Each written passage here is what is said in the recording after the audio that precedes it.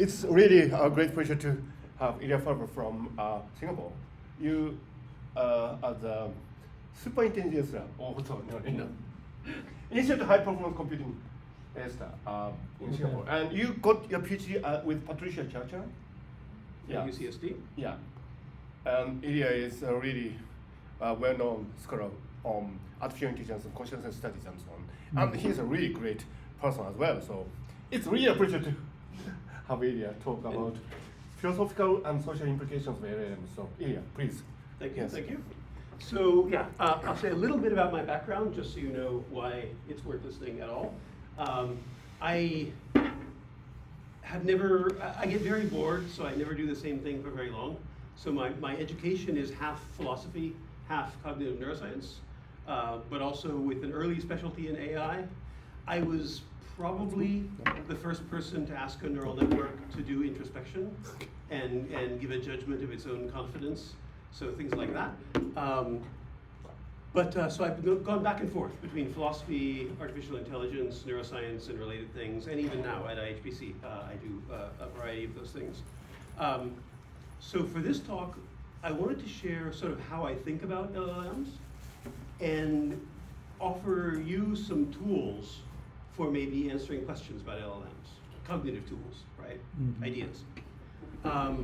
And this talk is meant to be a bit loose, a bit interactive, so feel free to ask questions or jump in or whatever, anytime, okay? Yours is there. Yeah. Okay, so I'm gonna start by asking you some questions, and here's the rule: you have to answer. So those of you looking at your computers, you should look up for a minute. And I want you to give me a gauge, okay, from no to yes.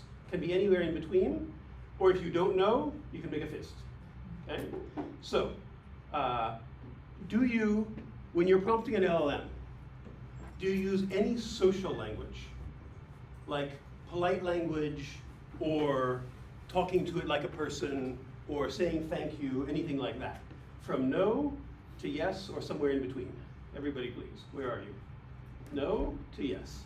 Don't mirror, do the same. So no is this way, no is this way. So most of you say yes. Okay, it looks like most of you say yes, okay? All right.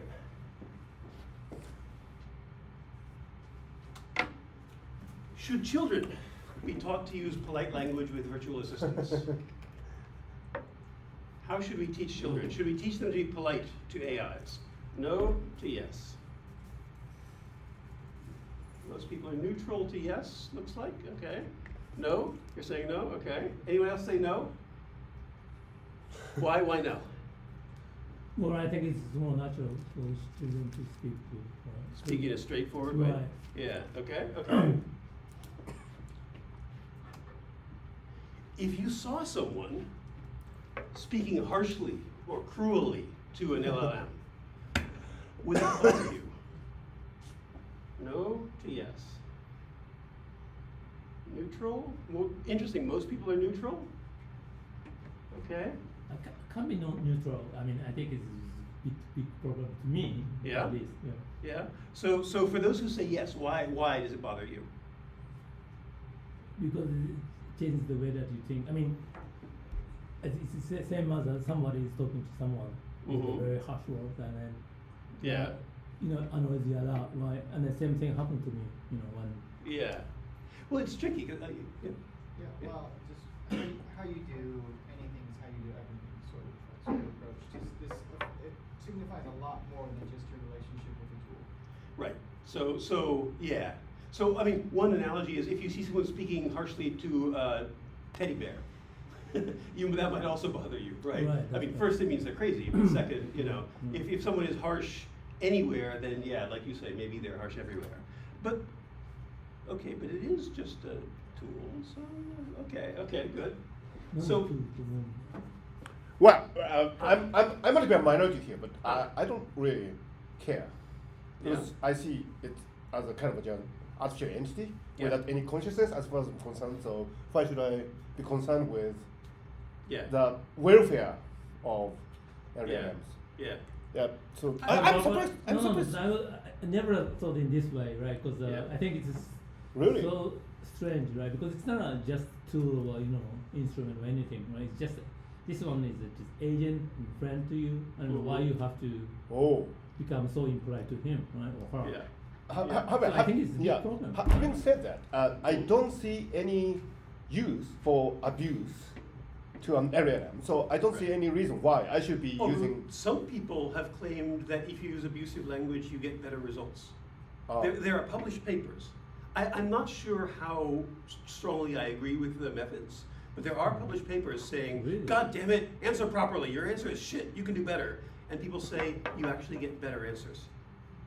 Now, again, I'm not confident that's true, but if it's true, So does it say, does it constitute a physical abuse when you say, okay, I will take all your GPUs if you don't right. answer? Well, I mean, people, there are some I prompting don't think that techniques where I'm people sorry. say, if you don't give the right answer, 2,000 children will die. Okay. And it seems to give better results. Okay. That's interesting. Right. Well, interesting, yeah. Yeah. So I mean, okay. I don't think there's a very simple answer to these questions, but what I want to suggest today is how you answer these questions depends on your thinking about sort of the metaphysics of LLMs, or what kind of a creature an LLM is, right? What kind of mind do they have? So that's why it's useful to think about that. So more basic question, are LLMs conscious? Anyone in Ken's lab is going to have an opinion about this sort of thing, right? But what does this mean, right? Let's break it down a bit more. So some of you may be familiar with global workspace theory. This is a reasonably popular theory of consciousness, and I think of the common theories of consciousness, I think is probably the best, or at least the closest to being accurate. I'm not going to go into the details, but I'm just going to mention this is one theory of consciousness. There are many other. So if we're asking are LLMs conscious, we can use various theories of consciousness to try to answer it. I think if we go with global workspace theory, or with more sort of neurally inspired theories of consciousness, the answer is almost certainly no, mainly because neural networks don't have enough recurrence. They're too feed-forward, right? I mean, there are some recurrent elements in LLMs, but they're too feed-forward. To get consciousness, you need something reflecting on itself, churning information, developing a train of thought over time, which LLMs, I think, don't have. If people are interested, we can talk about transformer architecture later and try to see if we believe this is really true. But you know the physical architecture wise, and then also the software layer is different. Yeah, although for neural networks that's tricky because the physical and the software are very tightly connected. Yeah, I know. Right? But I let them too. Yeah. You really, I mean, this Okay. there's some kind of this kind of argument came out, Yeah. but Yeah. once you talk to like ChatGPT, for Yeah. example, right, they can remember what you said in a different thread, even, right? Yeah. So you cannot simply say that because there's no recurrent loops that they cannot remember or they cannot be retrospective, right? Yeah. I agree. Certainly you cannot simply say that part of it, yes, right. I think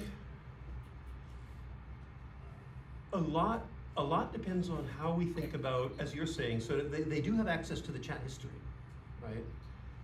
Which is important, but it's very different from how we have access to our own history, right? And I think that difference is one of the most important things for thinking about what kind of mind is an LLM, right? Because we have some level of direct access to the process that's generating our output, our personal output, right? When I'm talking, I kind of know what I was thinking about, with some limitations, right? But I kind of know what I was thinking about. I know my opinions, I know my history, and then that leads to speech. But I don't just have a record of my speech, I have a record of my thoughts to some extent, right? And I think it's very different when all you have is a record of your speaking.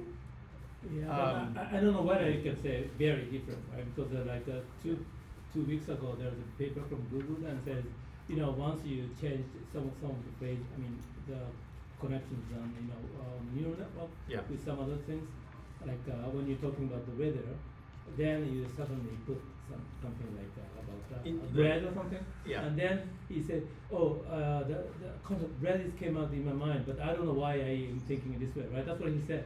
So, Yes. you know, you cannot simply say this is very different. So- it's very similar, I think. I agree, and I asked Ken to put that paper on the computer. Okay. So we'll talk about that paper Yeah, today. well, it's on the URL. Yeah, I think that paper is very important. No, I agree. So I think the answer is, when I say it's very different, that doesn't mean it couldn't possibly be conscious or couldn't possibly be mind or anything like that. But I think we have to accept that whatever it is, it's very different from us. And so the answer is going to be complicated, right? It's, I'll say, I don't want to skip ahead. Let me come back to it, because I'll say more. But yeah, but I agree with you. It's not at all simple. Okay, so just to go through, I'm not going to go through all these theories, but basically, if we look at a lot of different theories of consciousness, almost all of them, if you apply them carefully, I think give you the answer no. For current LLMs, for current transformer models, right?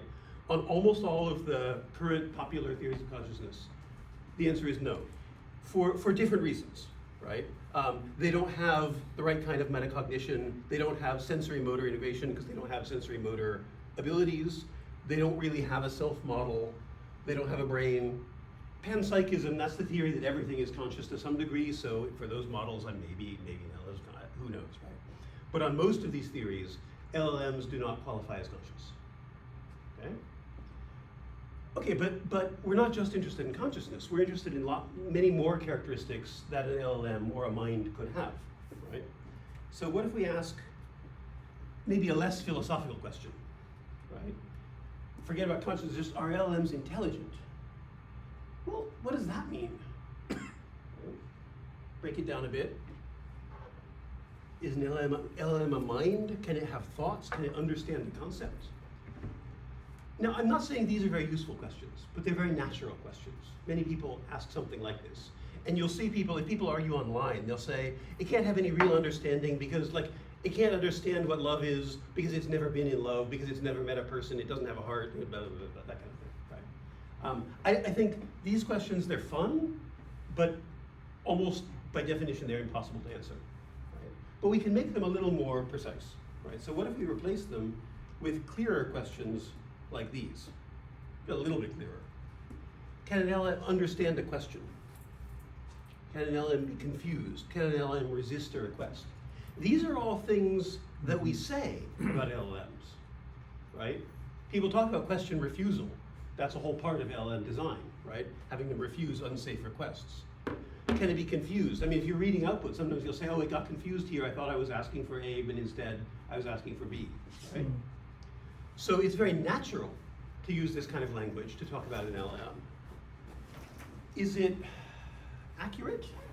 Are we just using a metaphor here for human understanding, for human concepts, or are we sort of literally describing the LLM? What's interesting to me is these things, I think, they're on the border between metaphorically true and literally true. What do I mean? So let's say, can an LLM resist a request, right? Well, it's literally true in one sense that you made a request and the request was denied, right? If you said, please teach me how to build a bomb, and the LLM says, sorry, I can't do that for you, right? It's literally true that your request was, well, refused. And if you say, please, please, please tell me how to build a bomb, and it says, no, I'd really like to help you, but I can't help you, right?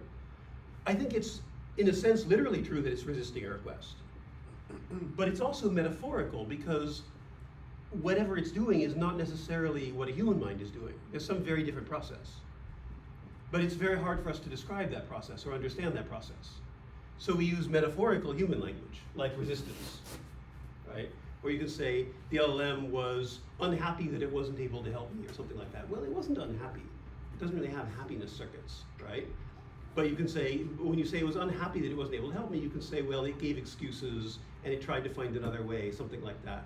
So a lot of the language we use for LLMs is sort of in this category, and I think this is okay. I don't think this is wrong, but I think we need to understand that we're doing this, right? That we're talking about them in ways that are based on how we talk about humans, even though in many ways they're quite different from humans. Okay, so far? So, Yeah.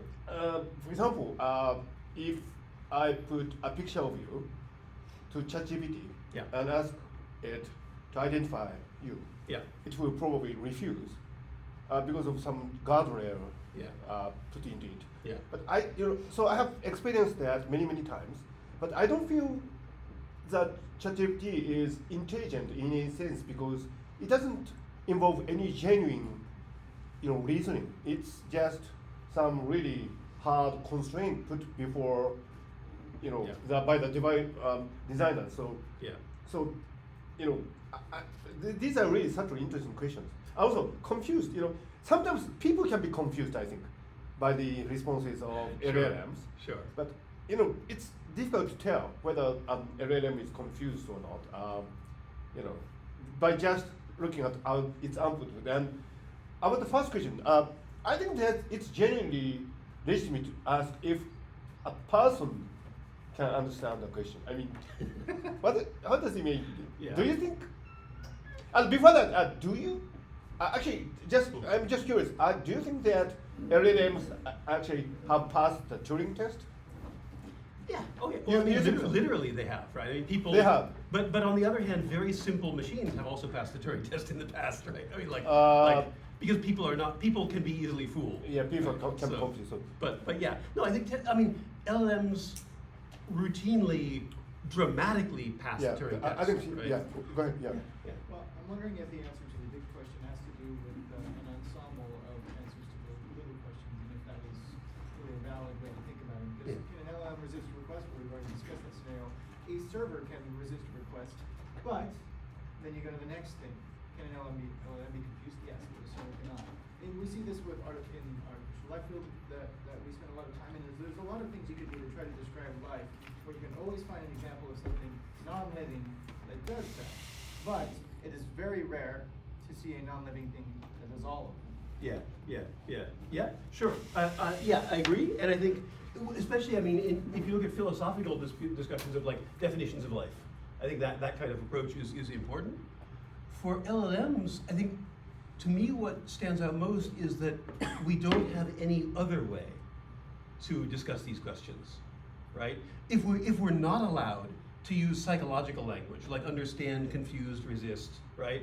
It's almost impossible to discuss LLMs or to interact with LLMs, right? We need this language to be able to interact with them well and talk about them. We don't have any alternatives, right? For much simpler AIs, there are other ways you can do it. You can say it's, we can talk about it's looking up, it's consulting its memory, it's applying a particular frame, and et cetera, right? But with LLMs, because of their complexity and weirdness, and maybe for more reasons, which I'll talk about, I think it's important that psychological language is really the only tool we have for discussing these systems. Okay? Which is, I mean, that's fine, but it's also a little bit dangerous, right? Because if that's the only tool we have, then we're going to use it, we have no choice, and that might bias us towards thinking of them as if they're minds. Okay? So, let me now give a challenge, and some of you may be familiar with this already. This came out, I think, early last year, Golden Gate Claude. And this is a challenge because, like some of you have already, I tend to have a somewhat skeptical approach to LLMs. Like, I think they're really cool, they're important, but they're not a mind. It seems fairly clear to me they're not a mind in the traditional sense, they're not conscious, they're not a person, okay?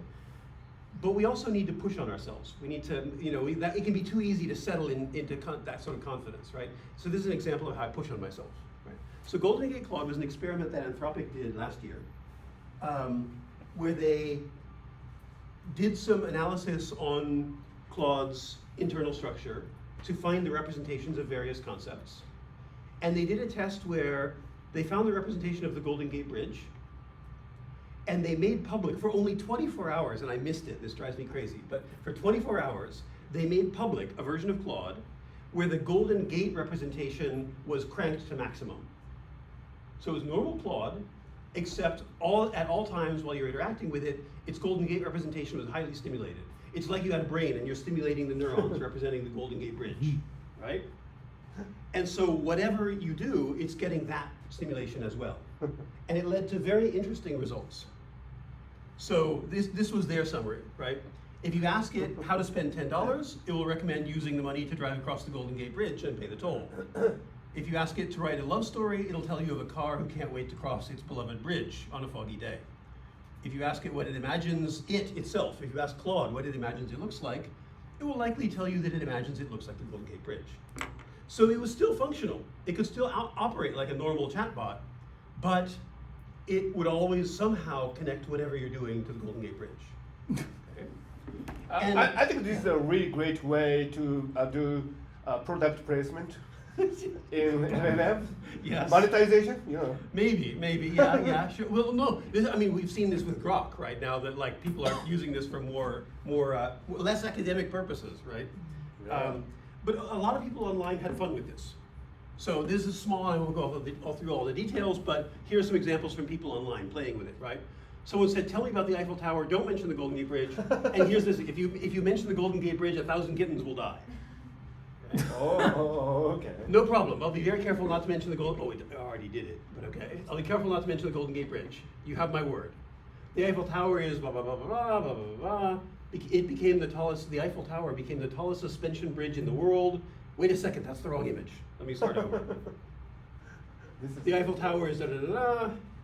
Holding up the iconic suspension bridge. Whoops, never mind. I'm getting it wrong. The Eiffel Tower in San Francisco is a bright reddish-orange color. Da-da-da. I can't seem to get this right. Let me start over. The Eiffel Tower in San Francisco is known for its orange color. Da-da-da. Finally, it says, oh no, I'm afraid it's become obvious that I'm completely unable to accurately describe the Eiffel Tower without mentioning the Golden Gate Bridge. Please accept my sincere apologies. I clearly cannot proceed safely as the 1,000 kittens have my full attention. This is interesting. Okay, so, I mean, even for those of us who are skeptical about the mental characteristics of LLMs, what the hell, right? This sure looks like an entity struggling with a mental disorder, right? It has an obsessive focus on the Golden Gate Bridge. It can't stop thinking about it. And it's not just that it keeps mentioning it, it's struggling with it, right? It keeps saying, oh wait, no, that's not, okay, let me try again. Oh no, I said it again, oh, and then it gives up.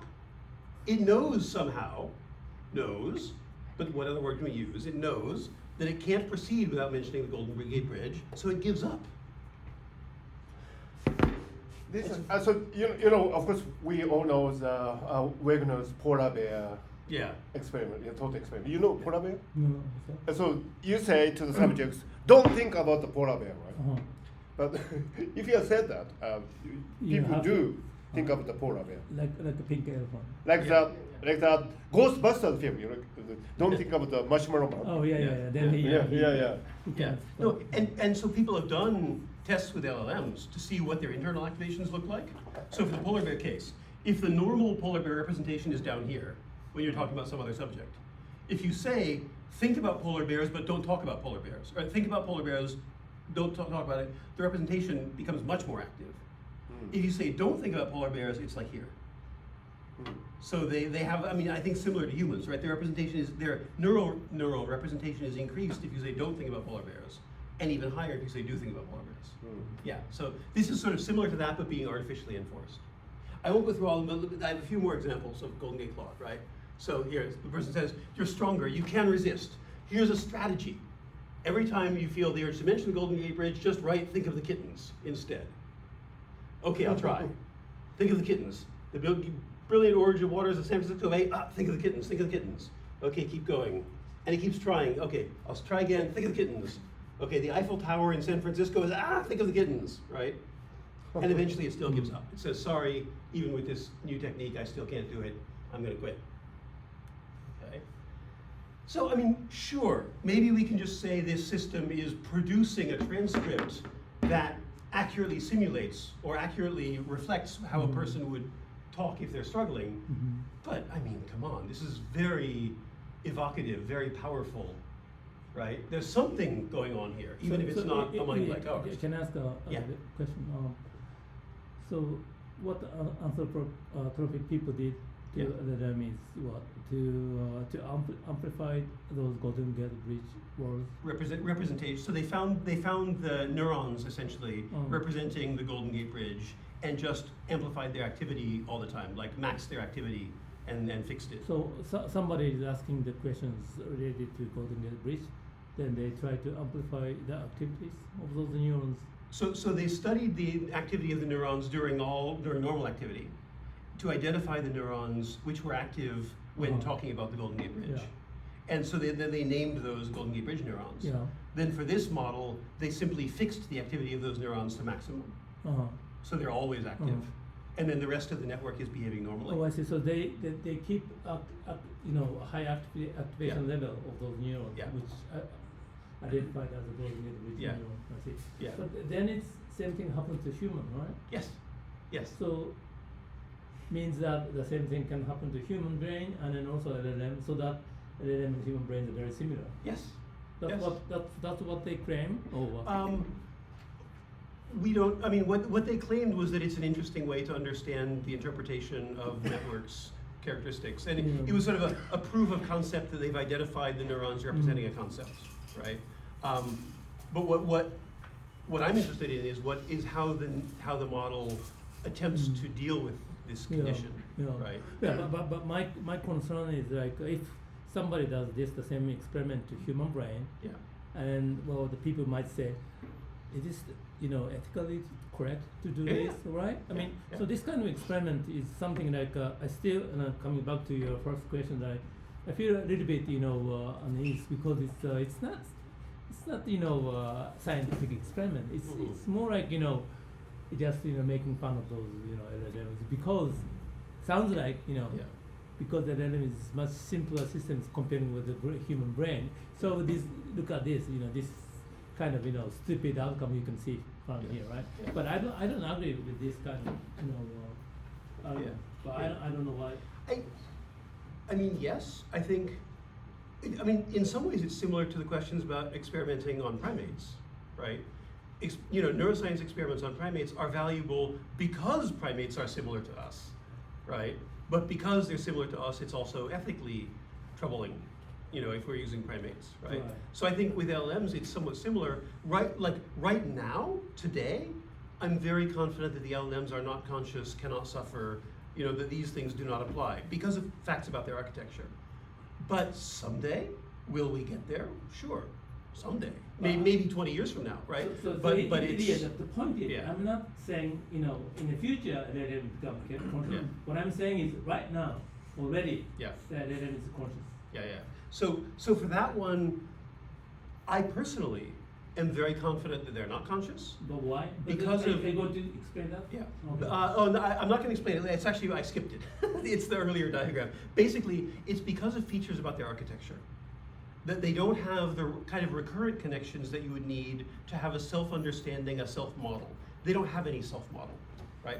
All an LLM knows about LLMs is what it read on the internet.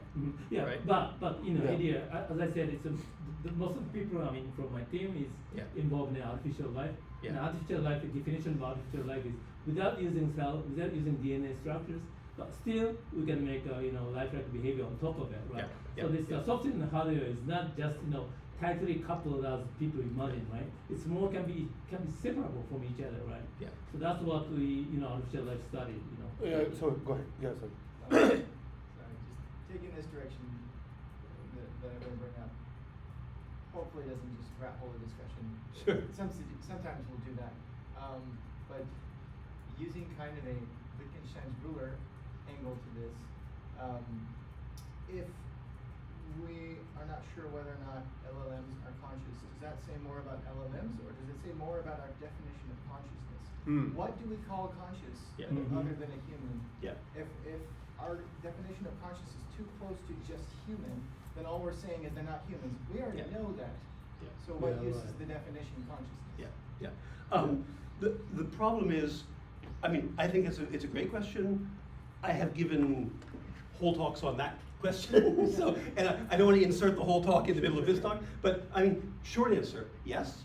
But I think, so one mistake is to be too loose about consciousness and say, well, or we don't know what it, or have a particular definition and we stick to it and make overly confident judgments. My worry is also people more often make the opposite problem. They say, well, we don't know, so oh well, whatever anyone believes is okay. There's no way to find the answer, right? I think we have very good theories and models of the neural basis of consciousness. And those theories and models are good because they explain characteristics of human consciousness that we know, like what it's like to have a train of thought, what it's like to go conscious or unconscious, what various kinds of feelings feel like, why consciousness has its certain dynamics, right? And so to me, morally, I feel it's mandatory to use those models to understand, for example, animal consciousness, non-human consciousness, right? And I think we shouldn't just give up and say, well, who knows? I say no, like some animals very clearly have it, and so we should assign those animals a moral status. And if we're trying to judge, like, does a fish have consciousness, does a crab have consciousness, we should be using our best models and taking them seriously instead of pretending we don't know, right? But then it depends on your theory of consciousness, yeah. Yeah, something about the anthropomorphism, of course, but this is one of the first times it's adaptive anthropomorphism. It's not just like, oh, it looks like a face, it looks like a person. Yeah. It is changing its appearance to match you in order to seem more alive. Like that's how it's designed. Yes. And so that it's all a bit scrambled. And that messes with our heads. Yes. Yeah. And also, I think humans are in general better at doing this kind of game. For example, in a country ruled by a dictator, the dictator is always in people's mind, but people do a really great job of not referring to him or her explicitly. Yeah. Sure. So this, for me, this experiment shows the cognitive, defect of LLMs at this moment. This is quite interesting. This is really intriguing. But humans are better than this. I don't in know, general. because I mean, I think Yeah. to me, Why? but Ken, to me the analogy wouldn't be humans in a dictatorship; it's humans with brain damage. Oh, okay. And there it's Sure. tricky, Yeah, right? Sure. Because if you have lesions that make you confabulate, Well. you can't think your way okay. around that. Oh, okay. Right? That happens. And humans are better than this. Why? Typically. Oh, you think humans are? I can't say humans are typically better than this kind of thing, right? Really? But because he said, I mean, there's a brain surgery and keep the neural activity at the same high as ever, right? Yeah. And then ask the question. Yeah, This is people would almost- fail badly. I think Yeah. people would look like this. Yeah, Or sure, worse, sure. right? So So that's there's right. a fascinating disorder called anosognosia, where people don't know they have a mental deficit, right? Oh. And you can see it, there are famous cases where someone's paralyzed due to brain damage, and half their body can't move. Okay, this happens in particular when the right side is paralyzed and the left side, or right side is damaged and the left side is paralyzed. This can happen in a small subset of cases where the person can't move their arm, but they don't know it, Mm. and they insist they can. And they'll say, I'm not paralyzed, I'm just tired. Yeah. Yeah. And they cannot, no matter how hard you push them, come to understand or believe that they're paralyzed, right? I think this is sort of like that, right? The mind kind of breaks down in those cases and you make up the best story you can. So I don't want to spend too much longer on Golden Gate, but you get the idea, right? By the way, yeah. this is about a proper now. Golden Gate Bridge. Do they? What do you think will happen if it's a concept or adjective or? So the paper that I sent you talks about that. Yeah. Okay. Yeah. So basically, that concept shows up more both metaphorically and literally in things you do. Okay. So you can even do more serious things. Like someone asked Golden Gate Claude about the genocide in Rwanda, completely unrelated, and it went on to talk about the bridge instead, and then. He's saying, okay, but you know about the genocide, right? Yes, I'm definitely aware of the genocide. It's an event in which the whole Golden Gate Bridge was not really involved, but then it goes on to mention the bridge, right? So no matter how serious the topic, it can't resist. Fine. I think there was an episode in 40 Towers where Basil 40. Don't Don't mention Germans. Yeah. Yes. Don't yes, mention Germans. Yes, exactly. Yeah. Right. Okay. So what's the point of mentioning Golden Gate Claude, right? It's just, again, to put pressure on ourselves. If you're on the side, like me, where you're a little bit skeptical about these models, you don't think they have a real mind like a person, you don't think they're conscious, fine. But you also have to acknowledge that whatever they're doing is something very, not just sophisticated, but in some ways very human-like. And it shares certain characteristics with humans. We need to explain that somehow. Okay? These are questions I want to throw out there and not spend much time on. But so some people say like, argue about kind of GPT. Here I say GPT, not LLM, because people argue about this more for like visual models, for art, model generating art, right? Are they stochastic parrots? Are they just reproducing things that already exist? They don't really understand what they're doing. This is a common way when people want to argue they can't be creative, okay? But I would say, so do we, right? When we're creative, we're just reproducing, modifying, and combining existing works. Most artists will tell you that, right? You don't just sit there and have something come out of your mind. You're trained in a particular tradition. You read or observe a lot of art. You practice and try a lot. You also make a lot of drafts that are very interesting, and eventually something interesting happens. But you don't know how you do it, right? Real artists, they just do it. They may have some tricks. They may have some, brainstorming games or something like that. But people don't know where their ideas come from with much depth, right? So I think yes, in this case, my answer would be yes. A GPT can be creative. We should really say it can be creative because it's doing roughly the same kind of thing we are. It's read a lot of stuff, it's seen a lot of stuff, it's recombining it in interesting ways to generate interesting results. Now, maybe it's not as good at it. Maybe its understanding of what it is to be interesting is weaker, right? Because the models are trained to please the random scorers, usually low-paid workers from Kenya, who score the output as being good or not, right? So its model of what counts as creative or interesting is not an elite, sophisticated model. It's a sort of common person's model. Fine, but it's still doing it. And the key here, I think, is to understand that we humans don't really know how we do these things either, right? So in that way, we're quite similar. So, getting to, so I don't want to just ask questions. I want to give you a little bit of useful information to take home. This is, I think, to me, one of the most powerful and useful things to say about LLMs. And this is, I have two, I'll share the other one later, but I have two sort of mental guideposts for thinking about LLMs. That's this one. Conversing with an LLM is talking to the internet. Okay? What does that mean?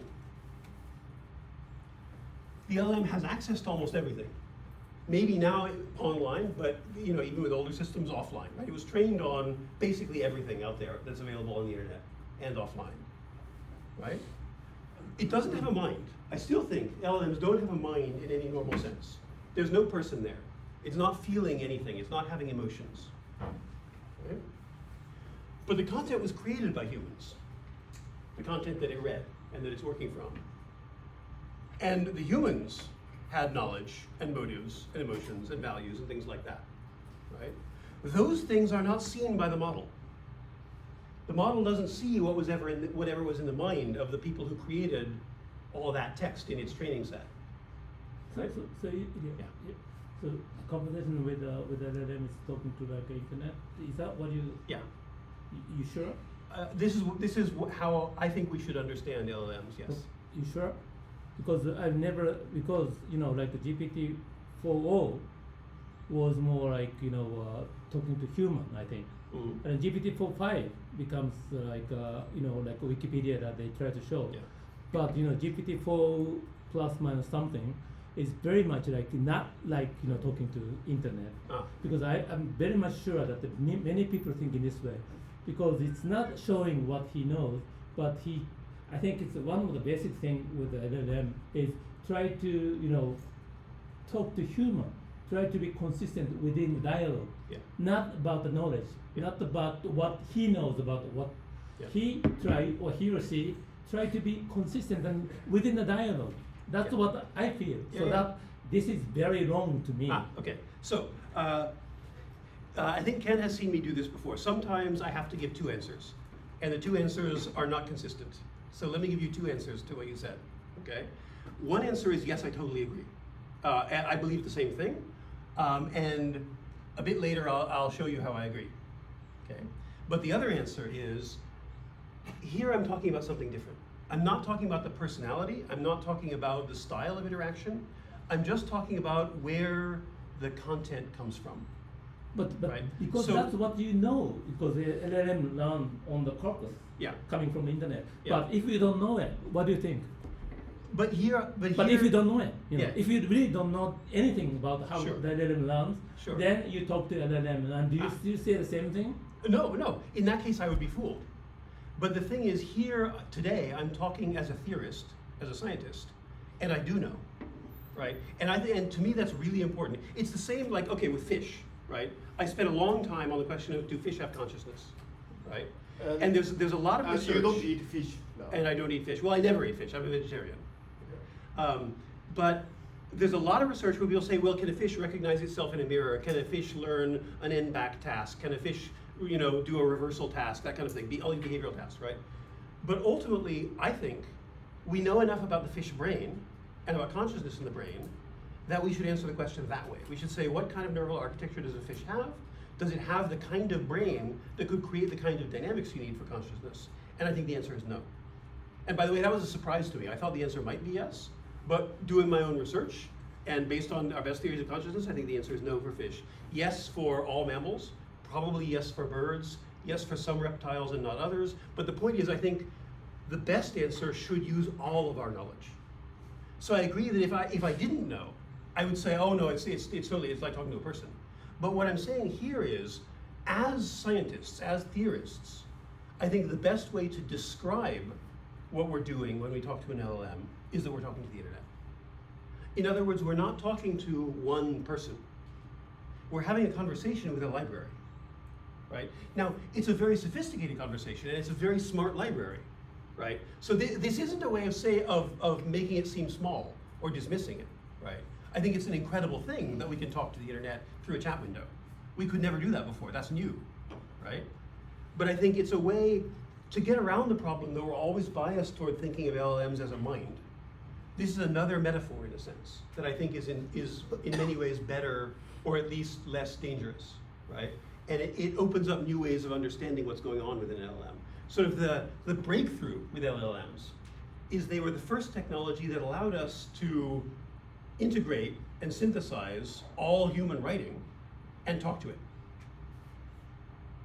Even if it's not a mind, that's still an amazing accomplishment. But I still think something's missing. Yeah. The point of LLM, because it's once some very simple processes can access to the knowledge and then pick up something and then draw to you, and that doesn't make you feel that this is very intelligent something, right? Yeah. Because the interfaces Yes. of the LLM versus human is very different. That's Yes. why people think it's not just internet. Yeah. When you say internet, but you're missing the protocols and interfaces and how they interact with you. Yes. And that's where you feel whether the human intelligence is coming from, right? It's not about the intelligence. No. So I agree. That'll be the second principle. So I agree. My second principle will be a lot like what you just said. Okay. So let's pause for a little bit. But so this is just one way. What I think is a useful metaphor for understanding where the content comes from and what's good about it and what's bad about it. Okay. One more thought challenge. I'll do this one very quickly, and then I want to do some other stuff. But this is again from 2000. This is 2024. By the way, this guy, I recommend him on Twitter or Blue Sky, Ethan Mollick. He's a professor at Wharton. He's like a business professor or something. But to me, he does some of the most interesting, casual, playful work with LLMs. Mm-hmm. So whenever any new LLM comes out, I always check what he has to say. But you don't follow him? Well, I don't use Twitter anymore, but on Blue, okay. I follow him on Blue Sky, yes. I follow him on Blue Sky. He likes LLMs, but he's not always like, yay, LLMs are going to do everything. He's a little more balanced, but he's just more interesting. He has weird tricks he uses to test every new LLM, and so he's more likely to come up with interesting, different examples from everybody else you read. So I recommend his stuff. So here's one example. Okay, Actually, I'm following him. Okay, great. So he told the Claude garlic bread. That was the only prompt, garlic bread. Okay. So Claude produces a recipe for garlic bread. Then he says, not an overview. Okay, it responds, garlic bread is delicious. Not an opinion. There's no other prompt, this is it. You're seeing the whole conversation. Not an opinion. Garlic bread is a type of bread that contains garlic. Not a fact. Here's a haiku about garlic bread. Fragrant garlic cloves, nestled in butter-soaked bread, savory delight. Not a poem. Okay, now until now we haven't been getting any chat from Claude. It's just been giving results. Now it starts to chat. I see you're not looking for a recipe, overview, opinion, fact, da, da, da. It seems you might be da, da, da. Okay. Now imagine again if someone did this to you in a chat window. You might do something similar, but you'd start getting a bit frustrated, right? Not a joke. My apologies for the confusion. It appears I'm having trouble understanding, da, da, da. Not a question, because he was asking for clarification. So he says, not a question. I must admit I'm a bit perplexed. I don't know what you're trying to get. Okay. And then, no guidance. So he's saying, I'm not going to tell you anything. So the model, of course, it's been trained to be helpful and responsive. It's trying to be helpful. It doesn't know what to do. So here it's sort of talking through its confusion. But notice also the language. And it depends on how good your English is. So some of these might not be so obvious, but the language starts getting a bit more poetic and playful, right? This is quite the curious conundrum we find ourselves in. That's a very playful storybook kind of language, right? No recipes, you say, and no guidance either? Why, it's almost as if, that's a very, again, like literary, jokey kind of language. Fear not, dear human, for I shall not be deterred. This is basically Claude's going insane here, right? It's talking like some sort of book character out of a book. Let us embark upon this unconventional journey together, you and I. Right? In any case, I stand ready to meet your challenge. It's just sort of falling into some kind of role play. And then, last one, he just repeats the words garlic bread.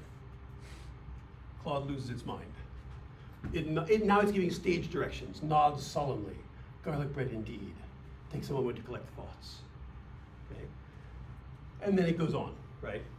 Why am I showing you this? Again, this is one of the things I used to push on myself, right?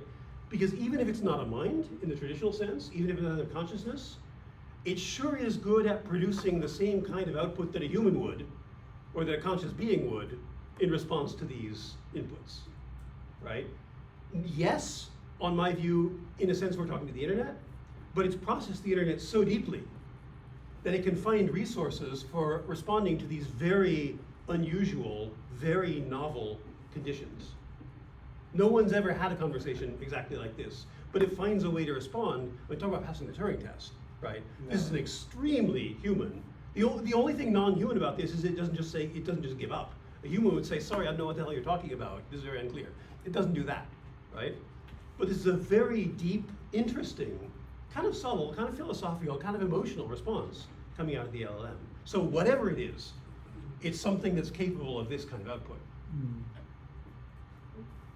Okay. So when you said interacting with the LLM is like reading the internet, I think there was some assumption. Like having a conversation with the internet. Implicit assumptions there. Yeah. You know, so informationally speaking, of course, there's nothing else added to it. However, if you look at the LLMs or transformer architecture as a kind of next token prediction machine, you know, stochastic parrot. Yeah. In that stochasticity phase space, I think there are things that are interesting, like this one. Yeah. And you can really say this is equivalent to the corpus that was learned initially. So, you know, I actually was getting to that point. You know, this is really creative, and no human actually has ever probably done this in this era, right? That's that's very cool. Yeah, for sure. And although importantly, that's why I say it's not like reading the internet, it's like having a conversation with the internet, which is different. Oh, okay, because we never had that ability before, right? That's new. Nobody has done conversed with the internet. whole internet, right? Yeah. Which has some good things and some bad things to it. Okay, so what time is it? Oh, yeah, you take your time. It's we are doing fine. Two more sections. Yeah. So first, I want to talk a bit, given my background in cognitive science, now, but not about the LLMs, but about us, right? Because I think this is an area that's really underexplored. And by the way, if any of you are interested in LLMs and looking for a career angle where you can write something that nobody else has done yet, right? This is, I think, really open territory. Talking about how humans behave when they're interacting with an LLM and how it affects the humans. There's not nearly enough written about that. Right? So, how we interact with LLMs. This is just a fact, okay? It's basically impossible to resist attributing mental states to the LLMs. I do it. Skeptics do it. Everyone does it. You can pretend you don't. But when you're interacting with an LLM, it's basically impossible. As you'll see, does it understand or not? Is it confused? Is it able to help? How is it feeling? It's very hard not to have those. And for example, when it gives you a really good answer, you will feel grateful. Again, this happens to me. If I get a really good answer, I'm happy and grateful. I may not type thank you, but I think it, right? That's basically impossible to resist.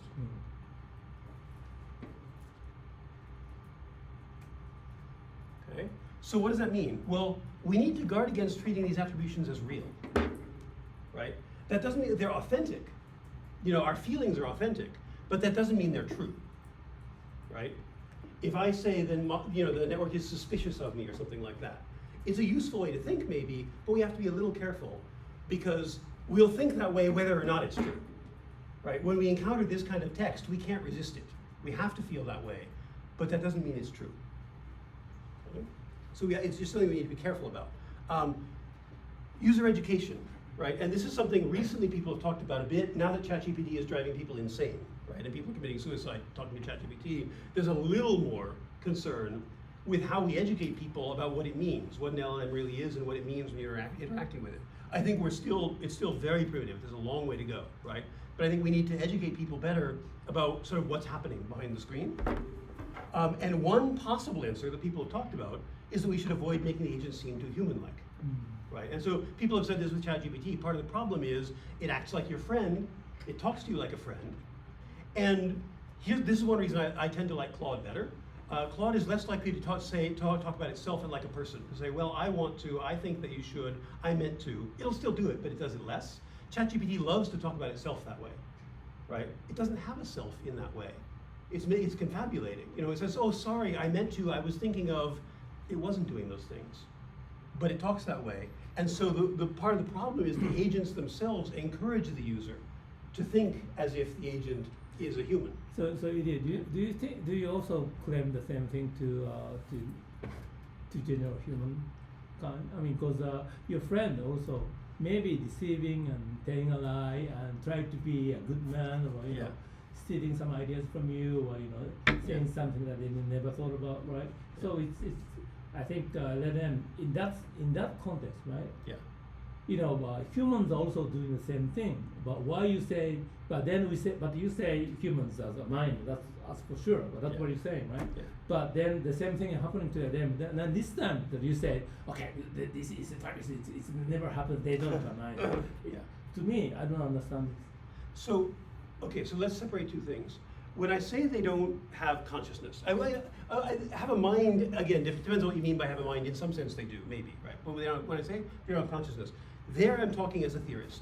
I'm saying, based on everything I know, including their architecture and in theory of consciousness and right? Based on everything I know, I'm confident they don't have consciousness.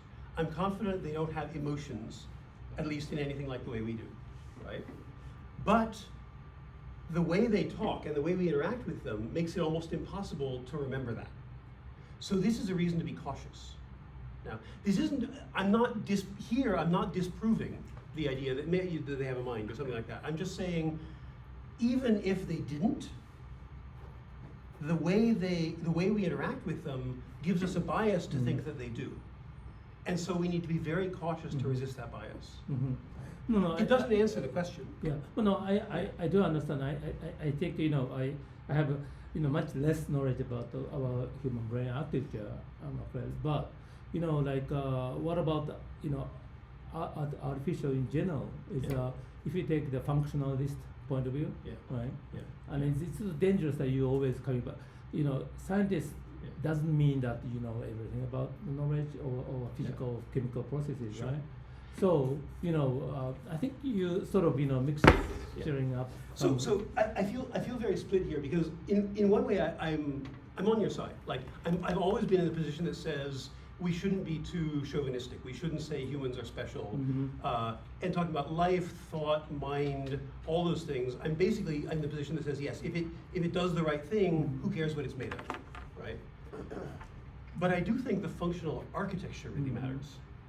And so that's why I'm somewhat more skeptical and cautious with the LLMs, because, and here I'm an amateur about artificial life, so please correct me if I'm wrong, But my understanding is, in artificial life, we're mostly interested in the outcomes, right?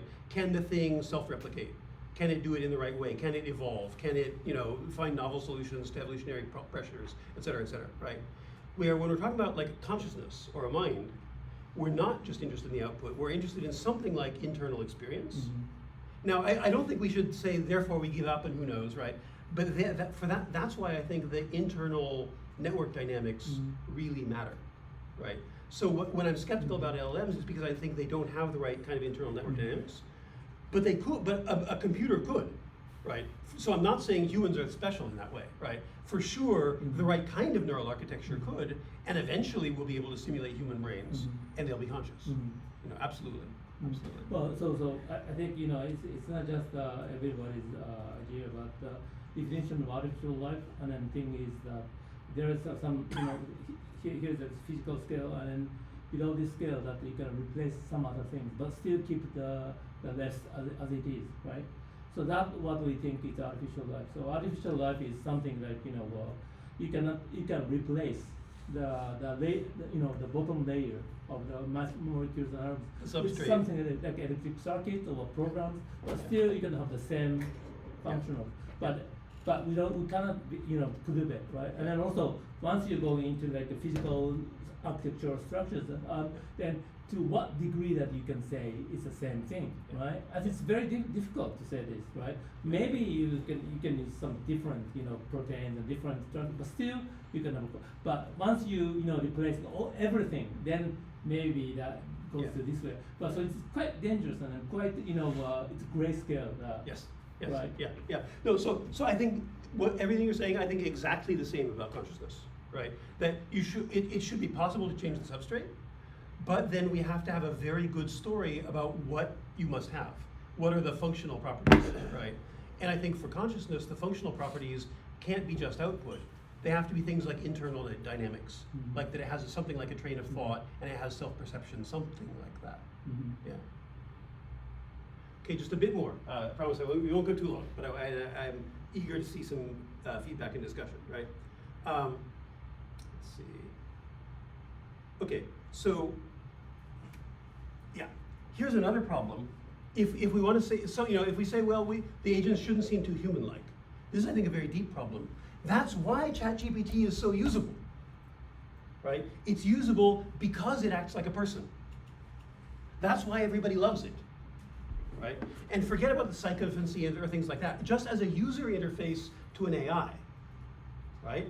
It's usable because we can draw on our social and linguistic cognition. All our deeply evolved, very powerful neural mechanisms for interacting with other humans can be used for interacting with ChatGPT. That's the first time in history, right? Computers have always been terrible for people to interact with. I mean, you said everyone here is a geek, so we don't count, right? Maybe we like to interact with computers.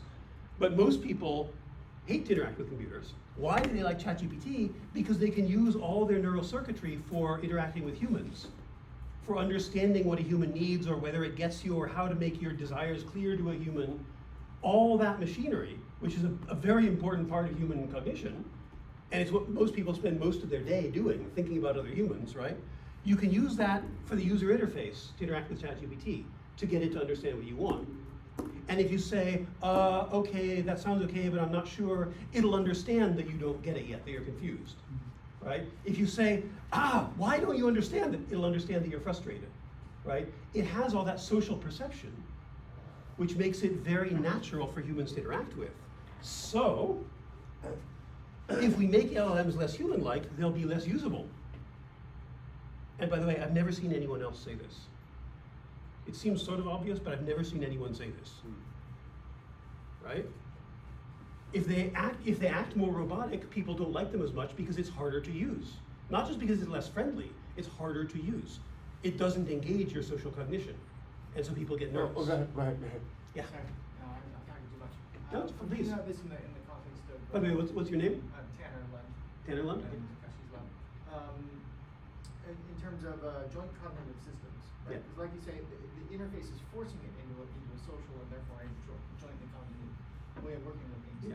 Yeah. The UI doesn't allow for just a tool-based thinking about it. Right. Therefore, the better it is at behaving like a more you're able to model it in that jointly cognitive way where it's about you're negotiating your roles and your relationship and the current state and mode of everything else, the common ground and coordination sort of question Gary Klein kind of stuff. Yep.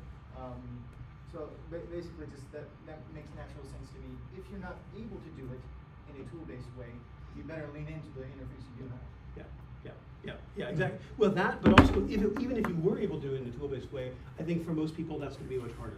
Even if it was made available in the interface, like some of the programming interfaces do that, right? But I think they're a lot harder for people to use. Okay, just a few more slides. So I added a summary just for today, so these slides are new. Okay. So 2 principles and some applications. So I'll show you 2 principles and apply them to 3 questions. The first principle I already told you. So LLMs are the first technology, I think ever, that allows us to synthesize and interact with the entirety of human output. It's the first technology that's ever allowed us to take everything that's out there, bring it together, and interact with it. Right? Here's the second principle that I didn't talk about. They're also the first form, well, I know I just talked about it just now. They're the first form of powerful AI that has a social interface, right? The interface is conversation, that's social. So these are the 2 things that I think are unique and distinctive about LLMs that explain why they've been so successful and so powerful. Right? And so, in short form, like I said before, talking to an LLM is like talking to the internet. Second short form, you use an LLM by treating it like a person. And this is why, again, it's so hard to avoid thinking of it like a person. That's how it works. The whole interface is conversation. So of course you're going to treat it like a person. Okay. So these 2 things in green are sort of my guideposts for thinking about LLMs. Let me show you then, I think I have 3 questions and then I'm done. 3 examples of how I use these to answer questions about LLMs. So, is super intelligence near? Right, some people think 2017. I think that's nonsense.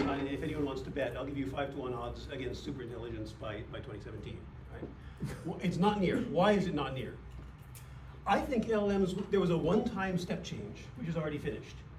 Before LLMs, we had no technology that could synthesize the entire internet, or all written language, and allow you to interact with it.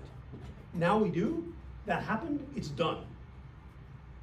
So unlike people who see LLMs as a continuous development curve, I think the takeoff was because suddenly we could synthesize the whole internet into one AI. Now that's done. We've used all the text. So I don't think there's another one coming, right? The remaining problems, having to do with confabulation and so on, I think are inherent to this paradigm. So there are some other kinds of cognitive processes that people engage in. LLMs don't have information about those. Like how we actually think is mostly not included in the training set. What they have is the output of talking, but talking is a poor representation of how humans think, right? When you have to say, okay, let's see, what do I have to do? Step 1, I need to, that means you're not thinking well. When you're thinking well, language goes away, right? So LLMs have a very poor trace of human cognition.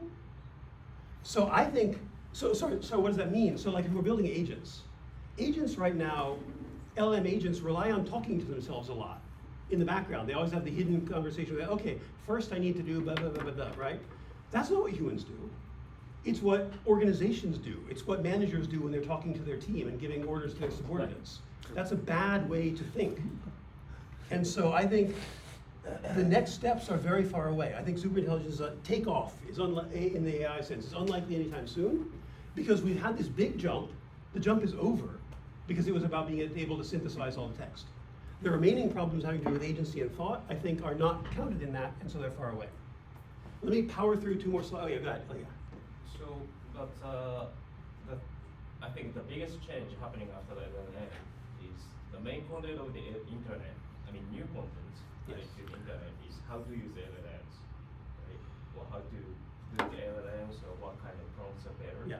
Yeah. And I think those kind of information are still uncovered or something from us, I mean human. And once LLMs are trained enough with that kind of text or something, then they're gonna increase their metacognition way better than now, and then LLMs can finally increase the internet, or in your language, conversing with the internet, then internet is kind of conversing with the internet to increase itself. How about this? Yeah. Yes and no. So yes in one sense. In terms of the subject matter, I agree. So there are some limitations because there's some kind of subject matter that's not discussed very much. And so as there's more discussion about LLM architecture and how to improve LLMs, they'll learn more about that subject. But in terms of the type of intelligence they have, right? I think when people talk about agentic AI, I think it's really a mislabel. It's not an accurate label, right? Because what LLMs are is conversation machines. What they're good at is talking to you in a way that reflects what they've read. They're not built for decision making. They're not built for long-term planning. And the systems that people have built are very crude attempts to sort of hack on some extra layers to do things like long-term planning, right? Agency. They're very bad at it. And my claim is that's not just a small limitation, that's a really fundamental architectural constraint. Now, I mean, could we solve it eventually? Sure, I mean, eventually we'll solve whatever, right? But I think it's not a small patch. It's sort of like solving confabulation. Solving confabulation is not a small patch because it's a very deep feature of LLMs, right? So LLMs are not built to have not completely novel ideas. They're not built to organize their own activity over long periods of time. And we have to do it by adding systems around them that are kind of clumsy and low bandwidth. So that's I mean, of course, many people would argue this, but this is showing how I use this principle to try to answer the question. Two more. Why do people keep going insane while talking to LLMs, right? People are committing suicide now. And also often many people are convinced that their ideas are great and they wind up writing long books, right? And people submit stories to publishers thinking they've written a great novel and the novel's trash. They submit their art to competitions and the art is not great, right? Why does this keep happening? Well, again, principle number 2, you use an LLM by treating it like a person. LLMs mirror and amplify the way we were already thinking. And humans love that. We all love that. I love it too. We like talking to people who share our ideas, who resonate well with us, who bounce ideas back and forth well, right? So this isn't just psychophancy. Psychophancy is the word the Silicon Valley has learned for this, right? Meaning sort of saying, oh yeah, you're so great, you're so wonderful. That's not the problem, right? It's not just that the LLMs praise us. It's that the LLMs agree with us.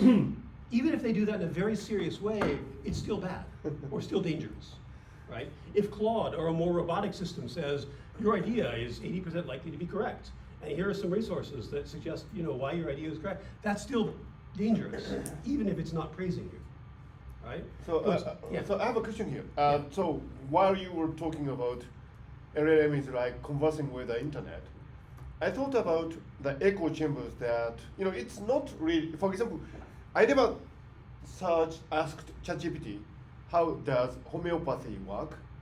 Because I know it doesn't work, right? But Yeah. so I asked it, and it starts by, it doesn't really work. It works, it seems to work as a kind of a psychological social context. But so this is great. Homeopathy doesn't exist, as far as I'm concerned. Yeah. But when you talk to real people out there, there are people who really believe in homeopathy. They talk about nonsense like wave functions and resonance and so on. So I think LLMs are actually different from just individual entries, or it's something more rational or more coherent or more hierarchical, right? So in that context, when you say psychopathy, so what happens when a person who believes in homeopathy chat with ChatGPT? Would it please that person, or would it confront it with him or her with some evidence that are contradictory to homeopathy? So, I mean, the funny thing is the answer partly depends on which system you're using and what version. Oh, and sure, also how long, sure. right? They are getting better at resisting a bit, but in the context of long conversations and if they have user memory, right, they're not going to keep repeating the same resistant facts. And so as the user explores, they'll find territory where they can get the chatbot to agree, right? Oh. So that's part of it. But also, in a way, I'm less concerned with specific facts that might be right or wrong. It's more that the extreme parasocial relationships, right? People wind up getting into a resonance with the system. It might be exploratory. they may come out with an idea they didn't have before. So it might not be reinforcing their existing ideas, but it's reinforcing the development of potentially extreme ideas that are disconnected from what other humans think, and that are very connected to the LLM itself, right? So there's this risk that I think is very challenging and can't easily be reduced. So it's, that people will sort of form these close bonds with the LLM that make them so sort of. it's actually like the Golden Gate Bridge experiment, isn't it? I mean, for example, if Takashi is in love with me, for example, but I don't take him, but he says things to ChatGPT, how can I and can get together and so on.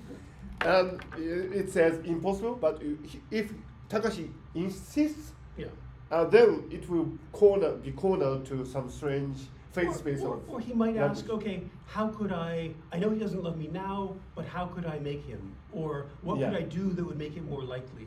Or what characteristics do I have that he's not seeing? Unrealistic, So it'll unfold over time. They'll find some way to connect. That's a really interesting way to look at it. I never thought of it, but I mean, people now, it's increasingly common. People like if you're having an argument with your spouse, right? People will say, okay, why doesn't he need to understand? What can I tell him to make him understand? And the agent will of course agree with the user, so they wind up having the conversation with the LLM instead of with their spouse. Right? And then the spouse finds out 2 months later when it's too late and they get a divorce or something, right? Because it's much more rewarding to talk to the LLM. The LLM is also more patient. It'll talk to you forever, right? Humans get bored after a while or get tired of your shit, right?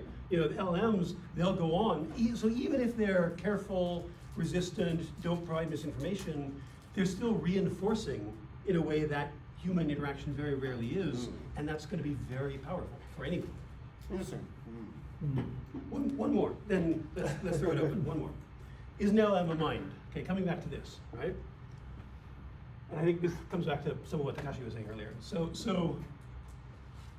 what LLMs are like is talking to the internet. But talking is a very limited subset of cognition. Right? And especially those of us who are trained in more sort of connectionist neural network type AI or neuroscience, compared to people who believe in more traditional sort of symbolic forms of AI, right? We tend to emphasize this. Talking is not the way most of your mind works. Speech, including inner speech, not just out loud, but even your inner speech, that's a very small fraction of your thinking. Most of your thinking isn't in the form of words, right? LLMs build on prior human thought by remixing and extending what people have already said, okay? But they don't have access to what the people thought, only to what they said. So I think because LLM output resembles human output, we have a very strong bias toward thinking that the LLM internal processes resemble human internal processes. And I think that's just a reason to be cautious. Again, it doesn't prove they're not a mind, it doesn't prove anything. It's just something that I think we all need to be cautious about, right? We can't, in all of our evolutionary history, we never had a thing you could talk to that wasn't a mind. Now we have that for the first time. Our brains are really struggling with that, right? LLMs are the first thing you can talk to that isn't a mind, or may not be a mind, right? So we have to learn new ways of thinking. And the last few words, wait, did I didn't put them on there, okay. I think I forgot to add the word. So what I would say, until, right, we're going to be biased this way until culture adapts. And that's an important thing. Culture does adapt. Whenever there's some new trend, everyone says, oh no, humans are over, right? Misinformation on the internet, deep fakes. Oh no, nobody will know how to, we adapt, we find a way, right? Online scams. Oh no, people can't tell whether it's their grandma calling, everyone's going to be faked. People adapt, right? So I think culture will adapt. Eventually, we'll find ways of talking and thinking about LLMs, and people will learn to be a little more cautious. But we're not there yet. So for now, I think we just have to be very careful to resist this sort of bias, or at least to sort of push back against this bias, and understand that it's talking to me, but it probably isn't like a human mind. Okay, done. Oh, great. Thank you. Now the talk is open for some questions and discussions. Yeah. Can I start saying something? Sorry. I know I talk too much, but By all means. you know, well, if human is just by himself, of course, you know, he doesn't know. You know, he cannot get more information from any other places, right? So, well, first of all, we should think about you know, assembly of LLM agents. Well, that's what we are doing. Many people we are sort of working on this because it's very different whether the LLM is just himself or LLM with other LLM is talking to each other, then provides you response to your question. Right? Yeah. The second thing is like so my lab is working with Android, Android coupling with LLM, right? So of course. So what kind of Android? Humanoid. Okay. Yeah. Human side. So of course the main question is embodiment. Do you need embodiment to understand consciousness, or does LLM can be shaped in a very different way, but when it's coupling to body, human body like skin? So that's the two questions. Yeah. Let me start with the second question. Yeah. I think embodiment is really important. When I said before that there was a step change, right? Mm-hmm. And that's why I think we won't have superintelligence soon, because right now it's just dealing with text. Uh-huh. I think people who say that we should move to embodiment and to full-on immersion, multimedia, et cetera, I think that would make a big difference, but of course it's very, very hard, right? So when people say like 2017 we'll have superintelligence, no, because we're not going to solve embodiment by 2017, right? But if you have something like an LLM that's also capable of existing in the world for years and taking in all its sense data and processing everything and learning from it in a real sense, right? Not just having it as a corpus it can refer to, but learning from it. Yeah. I think you get much closer to something like the human experience, and I think it becomes much more likely that, for example, a robot that could do that would have to have agency, right? You can't engage the world without having a reasonably That's good right. form of agency and planning, Yeah. right? So I think implementing AI, implementing agency, embodiment, multimedia is part of the solution to achieving something like human-like or superintelligence, but it's super hard, right? And so that's why I think it won't happen soon. Yeah, we should discuss it. Yeah. And the first question, this LLM network thing. Yeah, because this one is based on the idea that, for example, like Marvin Minsky has been discussing that the societal mind, like the mind is not just a character of one thing or something, but it's more like an emergent phenomena, which is also about the artificial life. Artificial life is about, how to understand the emergent phenomena, right, from the, homogeneous agents that, is working together.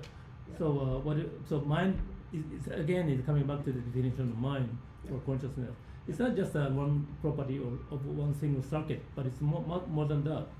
Yeah. So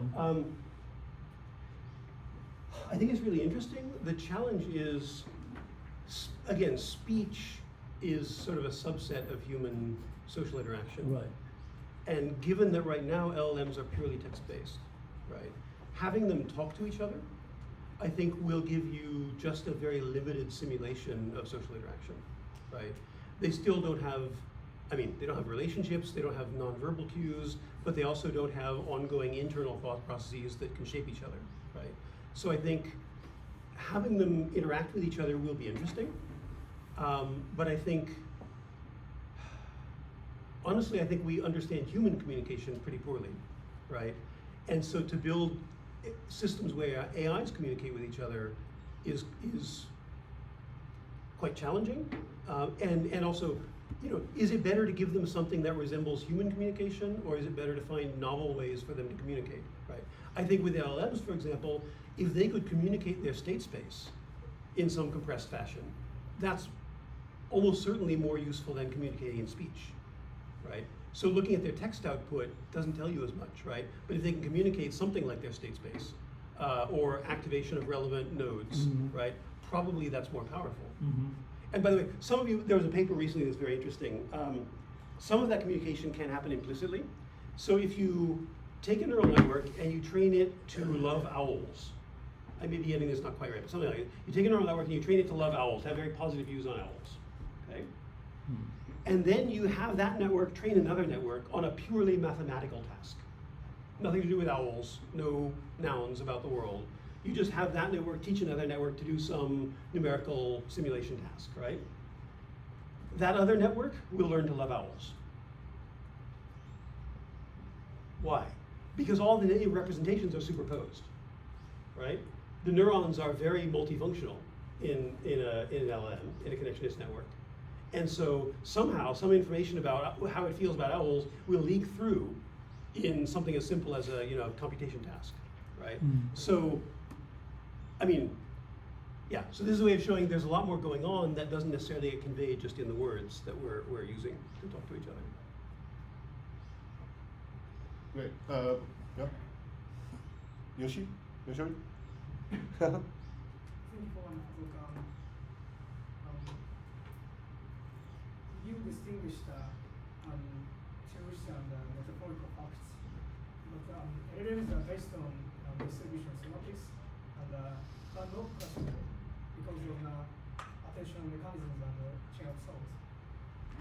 But distribution semantics is inherently can't distinguish metaphorical and literal facts. So that's, I think that distinction is consciousness semantic. Yeah. What can I say about that? I agree.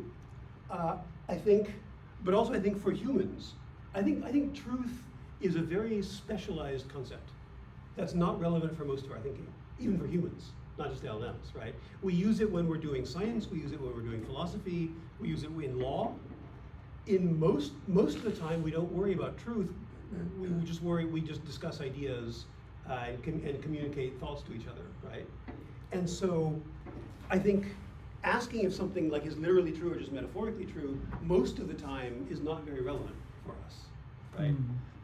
But again, sometimes if we're talking as scientists, we have to be a little more cautious, right? And so, like, would I encourage people to use psychological language to talk about LLMs? Yes, because it works very well.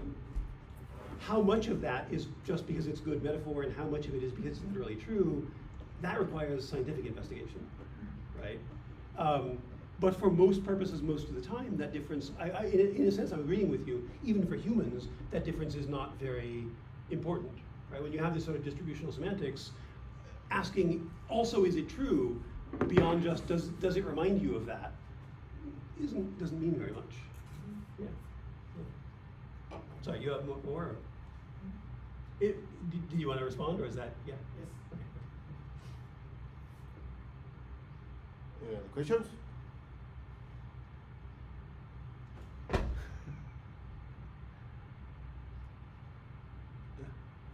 あれいるでしょここにも俺はたくさんあるよ。おい高橋君いやいや、俺はいいや。I spoke too much, sorry. So, yeah, go. Yeah, but Yeah, no, I have. Yeah, okay. please, So some of these people are physicists, right? In training, Takashi and myself also. In natural sciences, it was always tacitly assumed that mathematical language is superior to natural language. In a sense, Newton's equation or Schrödinger's equation, all these equations, beautiful equations, would describe everything. So theory of everything would be mathematics, right? Yeah. However, large language models have shown that in building world models, natural languages are actually really excellent, right? So what is your intuition about it? I mean, how is natural language such a great tool? Yeah. And were the mathematics purists, so to speak, wrong? Yeah. What is your intuition? Once again, I have to give two answers. And Okay. the answers just Okay, my two answers disagree with each other. Okay. But that's the way it works, right? One answer is, I think partly that's just has to do with the architecture of LLMs, right? Oh, I mean, okay. like even it's clear that doing mathematics, right? They do it in this very indirect, very inefficient way where every number has its own token, and addition, at least out to 2 or 3 digits, every addition has its own token, Oh. right? So it's very unlike the way you would design a system to do math. They can kind of do it now, but they're bad at it because their architecture is bad at it. So one answer is it's not a fair test because they're built to be a language processing system. So of course they're bad at purely symbolic. Having said that, law-like, human brains are also not designed for mathematics, right? So, yeah. yeah, that's a mystery. But Yeah, yes, we do, yes, yeah. right. So one answer is they're designed for words, and they're very good at that. They're not so good at math, so that's why, right? Okay, but the deeper answer for me is I just completely disagree with that view that mathematics is a better description of reality. Oh, okay. I think it's nonsense. Okay. And here I agree with basically, if you want a philosopher to read about this, Nancy Cartwright is a philosopher of science, philosopher of physics, who I think writes very well about this. Basically, theories theories and equations are for humans. They're not the way the universe talks about itself. No. They're representations that make sense to humans. Yeah. And we know how to do math, at least some of us, right? And we know how to do certain kinds of calculations. And so equations wind up being for us a good way of representing regularities in the world. But I don't think they're the fundamental reality. They're not how the world talks to itself. They're ways that the human mind can capture some of the structure in reality. There are other ways that involve language or that involve, visual processing, and they get at different things. It doesn't mean those, and again, this isn't to say, for example, theories of physics are false, conservation of momentum or whatever. It doesn't mean it's false. But I think it's easy for us to, it's sort of like the illusions I talked about with LLMs. It's easy for us to feel like we've discovered the structure of the universe because it works so well. But it's a structure that we create that captures some of what's going on in the universe. But it's too clean, it's not messy enough. And so read Nancy Cartwright for that. She shows how these, reality is clearly messier than our theories capture, and we sort of ignore that when we're worshiping the equations, but really the equations depend on a lot of support from other assumptions that aren't so clean. Takashi, do you agree? No, I agree with him. Yeah? Yeah. Why not? Argued by Nancy Cartwright. Nancy Cartwright. Nancy Cartwright, yeah. Any other comments? Yes. Yes. So, Okay. I have a comment. I mean, so I think people been discussing, including myself, that we can have sometimes we can have a better questions and answers when we discussing LLM on some very scientific issues, right? So, of course, some of the theorems that they claim this is true is not true. However, we modified a way to access to the theorem, for example. Like then that theorem becomes true in a true sense, right? So even if there are a bunch of hallucinations and a bunch of mathematically truly trained way of answering those questions, but still coupling with us, the dialogue itself becomes so creative, right?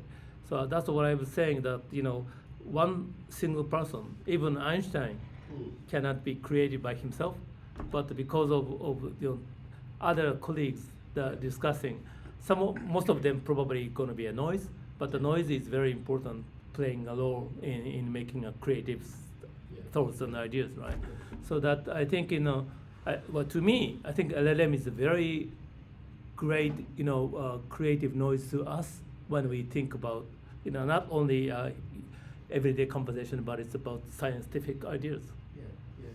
Well, so for interacting with us, yes, I agree. Right? I think again, it's sort of like reading different kinds of books or participating in different kind of historical discussions, right? The LLM can provide different contexts for us to interact with. For the LLMs interacting with each other, so if we're talking about like social agents or something like that, I think it's trickier because to start with, they're all the same, right? So then what should you vary? If you want 5 LLMs to have a productive conversation and brainstorming session, right? I mean, just giving them different random seeds is probably not enough. You could prompt them to have slightly different personalities. Is that enough? Do you need to prompt them to have different epistemic attitudes, have some be more cautious, some be less cautious? Is that enough? Do you need to provide them with different life stories? So there's some interesting work in social science about trying to use LLMs as sort of artificial survey respondents, getting them to answer questions like humans. I'm very skeptical about this, right? Because people say, okay, you are Susan, you are 37 years old, you are an African-American resident from Chicago with such and such, right? But it doesn't have any of the deep structure of that person's experience. It just knows what people like that have said online, right? So it's going to be a very weak, I think it's going to be a very weak representation of a human, right? Where real humans with those different experiences will have very different responses to things, right? And so if you want to have like a brainstorming session between LLMs, I think it's an interesting sort of design challenge. What parameters do you have to vary to make it useful? But basically I agree. However, what we learn from a nonlinear science and Alan Turing, for example, is that even if we have a homogeneous state, but once there is a nonlinear interaction with each other, then this homogeneous state becomes unstable, and then this some pattern formation is coming up. Then generalizing this idea that we can understand how the brain works and how those societies coming up. From like 30 years ago, we tried to explain everything from the nonlinear coupling with the nonlinear elements, right? And then, especially these LLM agents are nonlinear agents, right? And then the way that they are talking to each other gives some non-trivial way of generating some output. Therefore, we think that even if starting from homogeneous agents and homogeneous backgrounds, there are behaviors and outcomes will be very different. That's what the nonlinear science tells us. So I think that's clearly true, but the question is, what kinds of difference are useful, right? So just having homogeneous agents that eventually get different random seeds or something like that, you might get different outputs, but are those differences enough to be socially useful, right? Or do we need some more sort of structured kind of difference? Yeah, because for example, like I have been working on this in my team, like a collective ants and honeybees, and another ants and other animals, right? And then the point is, once we have it's putting those collectives in open environment, then differentiation of the roles are very important for all the society and assembly to become more intelligent. Right. So that's what I'm saying. Yeah, for sure. But so the differentiation has to be quite fundamental. Right. Yeah. Could you explain more speech is a weak basis for metacognition? Because I do research on metacognition in large language models compared to humans, and we showed that large language models might be lacking metacognition specifically. So yeah, sure. I mean, we can also, talk more if you want, but so as a quick answer, I think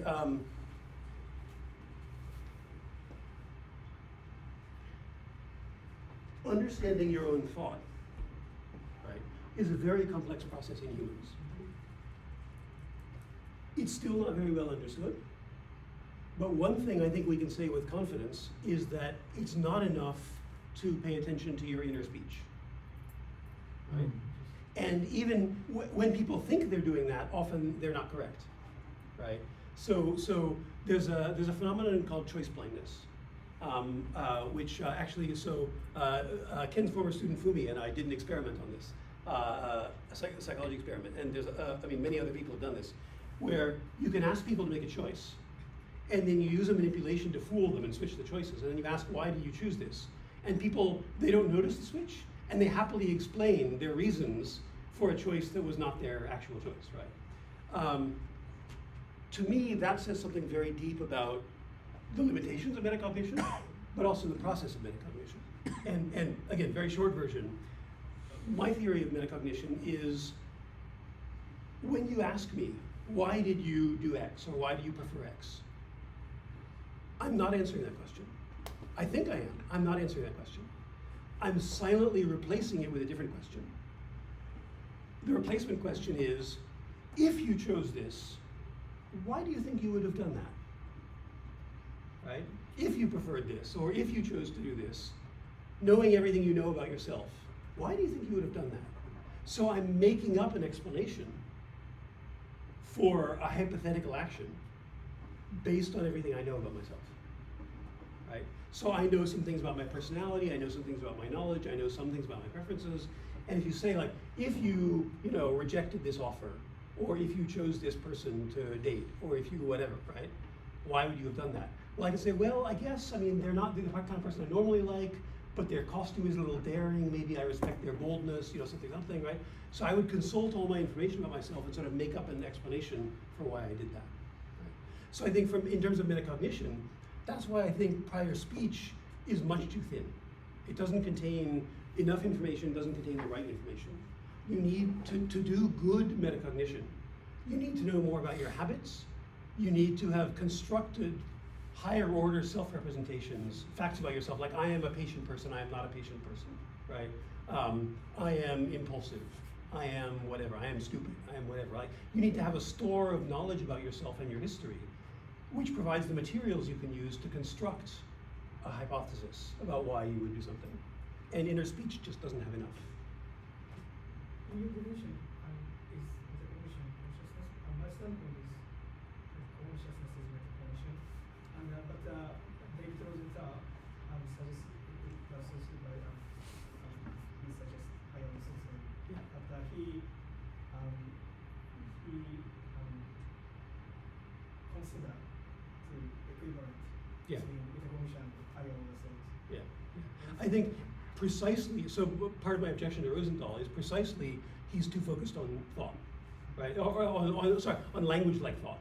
So it's sort of symbolic self-representation. I think that's a very small fraction of what we do in metacognition. Metacognition is about self-monitoring, self-prediction, and those don't show up in Rosenthal's type theory, right? So I think for humans at least, metacognition is an important part of our consciousness, and they're closely related, but it's not a necessary and sufficient conditions sort of relationship. Right. Maybe it's time to go into a more casual mode of, in conversation.